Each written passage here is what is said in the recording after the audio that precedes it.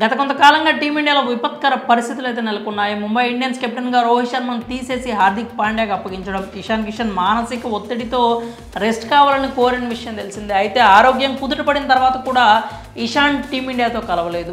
ఇటు గాయం నుంచి కోలుకున్న పాండ్యా సైతం డొమెస్టిక్ క్రికెట్ ఆడకుండా ఐపీఎల్ కోసం సన్నాహాల్లో పాల్గొన్నాడు. దీంతో బీసీసీఐ సీరియస్ అయింది.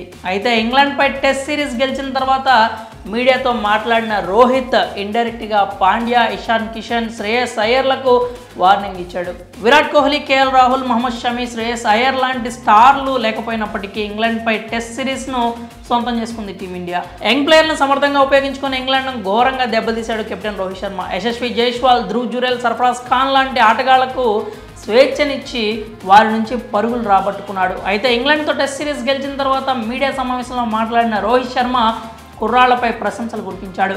ఇక్కడి వరకు బాగానే ఉన్న ఈ ప్రెస్ మీట్లో హార్దిక్ పాండ్యా, ఇషాన్ కిషన్, శ్రేయస్ అయ్యర్లకు ఇండైరెక్ట్గా వార్నింగ్ కూడా ఇచ్చాడు. టీమిండియా విజయాల కోసం ఎవరైతే కష్టపడతారో వారికి తగిన గుర్తింపు ఉంటుంది, అంతే తప్ప వచ్చిపోయే వారికి చెప్పినట్లు వినని వారికి జట్టులో చోటు ఉండదు అంటూ రోహిత్ అన్నాడు.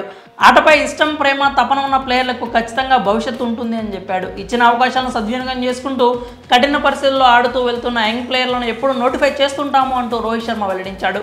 ఐపీఎల్ అద్భుతమైన ఫార్మాటే, కాదనను అని, అయితే కొందరు అదే లోకం అనుకుంటూ ఉన్నారని చురకలంటించాడు. టీమిండియా కోసం ఎవరైతే అన్ని పరిస్థితుల్లో ఆడటానికి సిద్ధంగా ఉంటారో వారికే జట్టులో గుర్తింపు, చోటు ఉంటుందని రోహిత్ శర్మ కామెంట్స్ చేశాడు. ప్రస్తుతం ఈ వ్యాఖ్యలు వైరల్గా మారాయి.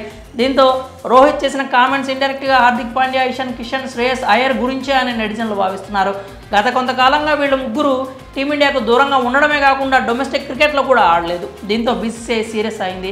బీసీసీఐ వార్నింగ్తో ఎట్టకేలకు దిగొచ్చిన వీరు డివై పాటిల్ టోర్నీలో ఆడటానికి సిద్ధపడ్డారు. ఇప్పటికే పాండ్యా ఈ టోర్నీతో రీ ఎంట్రీ ఇచ్చిన సంగతి తెలిసిందే. ఇషాన్, శ్రేయస్ కూడా త్వరలోనే డివై పాటిల్ టోర్నీలో కనిపించే అవకాశాలు అయితే మెండుగా కనిపిస్తున్నాయి. ముంబై కెప్టెన్గా రోహిత్ని తీసేసి హార్దిక్ అప్పగించడంపై రోహిత్తో పాటుగా ఫ్యాన్స్ కూడా గురుగా ఉన్న సంగతి తెలిసిందే. మరి రోహిత్ తాజాగా చేసిన ఈ వ్యాఖ్యలు ఆ ముగ్గురు గురించేనా?